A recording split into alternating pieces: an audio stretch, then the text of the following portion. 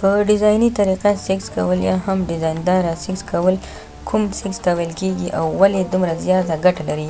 سلام ګران لیدونکو، هیله ده چې روغ جوړ او د صحت جامې مو برتن وي. زه یو ځل بیا ستاسو په خدمت کې د یو نوي ویډیو سره حاضر یم. هیله ده چې د پام وړ مو ګرځېږي.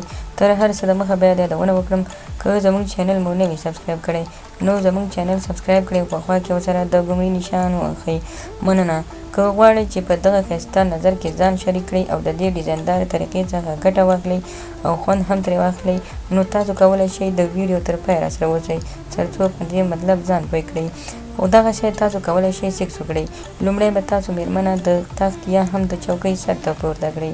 کله مو چې د کړکۍ یا هم د میز یا هم د تخت سر ته پورته کړه، نو هغه خلک دا سیکس کولی شي کوم خلک چې میرمنې ته زر حمل نشي ورکوی او امیدواره کولی نشي او په ذکر کې وړوکوالی وي، یعنې د میرمنې رحم ته زر نشي رسېدی، یعنې پوره ځي ته نشي رسېدلی، نو کولی شي په دغه طریقه سیکس ورسره وکړي. تاسو کولی شئ چې کله مو د چوکۍ، میز یا هم تخت سر ته خپله میرمن اوچته کړه، په دومره اندازه کې به تاسو اوچته کړئ د میرمنه چې څومره اندازه کې تاسو ورته درېدلی شئ.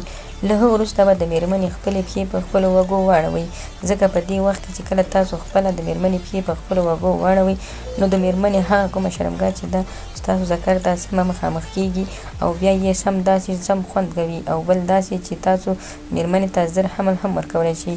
د کومو خلکو چې بچي نه پیدا کېږي، نو کولی شي په دغه ښکلې طریقه یا په دغه ښکلې ډیزاینداره طریقه ورسره یو ځای شي.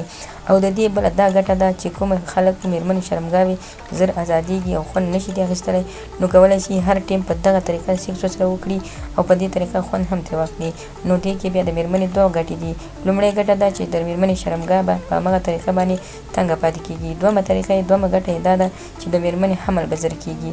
نو خدای دې وکړي ملګرو، زموږ د ویډیو څخه هېڅکله هم تاسو غلط مطلب، فکر، سوچ ونه کړئ او زموږ ویډیو لایک کړئ، شیر کړئ او زموږ چینل هم سبسکرایب کړئ. مننه.